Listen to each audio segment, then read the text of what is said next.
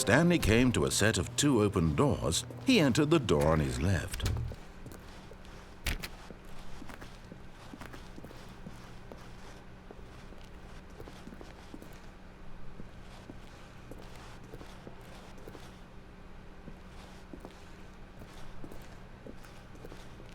Yet there was not a single person here either. Feeling a wave of disbelief, Stanley decided to go up to his boss's office, hoping he might find an answer there.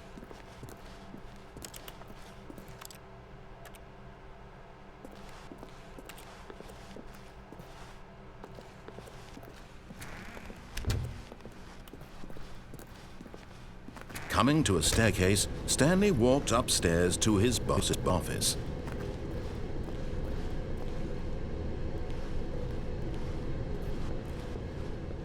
But Stanley just couldn't do it. He considered the possibility of facing his boss. Admitting he had left his post during work hours, he might be fired for that. And in such a competitive economy, why had he taken that risk? All because he believed everyone had vanished? His boss would think he was crazy. And then something occurred to Stanley. Maybe, he thought to himself, maybe I am crazy. All of my co-workers blinking mysteriously out of existence in a single moment for no reason at all? None of it made any logical sense. And as Stanley pondered this, he began to make other strange observations. For example, why couldn't he see his feet when he looked down? Why did doors close automatically behind him wherever he went? And for that matter, these rooms were starting to look pretty familiar. Were they simply repeating? No, Stanley said to himself, this is all too strange. This can't be real. And at last, he came to the conclusion that had been on the tip of his tongue. He just hadn't found the words for it. "I'm dreaming!" he yelled. "This is all a dream." Oh, what a relief Stanley felt to have finally found an answer, an explanation. His co-workers weren't actually gone. He wasn't going to lose his job. He wasn't crazy after all. And he thought to himself, I suppose I'll wake up soon. I'll have to go back to my boring real-life job pushing buttons. I may as well enjoy this while I'm still lucid. So he imagined himself flying and began to gently float above the ground. Then he imagined himself soaring through space on a magical starfield, and it too appeared. It was so much fun, and Stanley marveled that he had still not woken up. How was he remaining so lucid? And then perhaps the strangest question of them all entered Stanley's head. One he was amazed he hadn't asked himself sooner. Why is there a voice in my head dictating everything that I'm doing and thinking? Now the voice was describing itself being considered by Stanley, who found it particularly strange. I'm dreaming about a voice describing me, thinking about how it's describing my thoughts, he thought. And while he thought it all very odd and wondered if this voice spoke to all people in their dreams, the truth was that, of course, this was not a dream. How could it be? Was Stanley simply deceiving himself, believing that if he's asleep, he doesn't have to take responsibility for himself?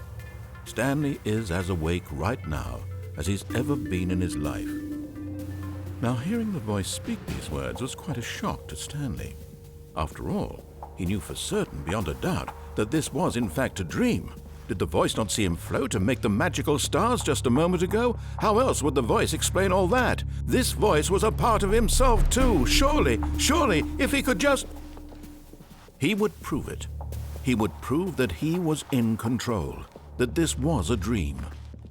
So he closed his eyes gently, and he invited himself to wake up. He felt the cool weight of the blanket on his skin, the press of the mattress on his back, the fresh air of a world outside this one. Let me wake up, he thought to himself. I'm through with this dream. I wish it to be over. Let me go back to my job.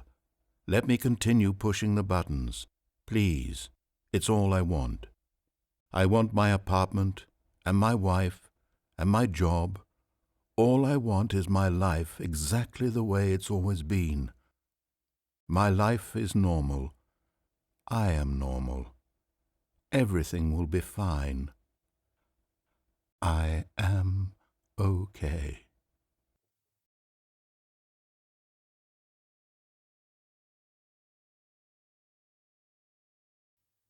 Stanley began screaming. "Please, someone, wake me up. My name is Stanley. I have a boss. I have an office. I am real. Please, just someone tell me I am real. I must be real. I must be. Can anyone hear my voice? Who am I? Who am I?" And everything went black.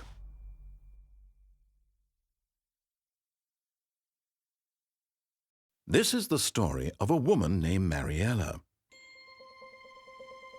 Mariella woke up on a day like any other.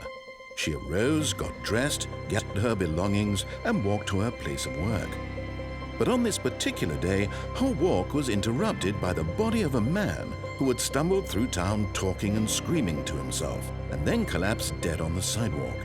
And although she would soon turn to go call for an ambulance, for just a few brief moments she considered the strange man. He was obviously crazy, this much she knew. Everyone knows what crazy people look like. And in that moment, she thought to herself how lucky she was to be normal. I am sane. I am in control of my mind. I know what is real and what isn't. It was comforting to think this, and in a certain way, seeing this man made her feel better. But then she remembered the meeting she had scheduled for that day.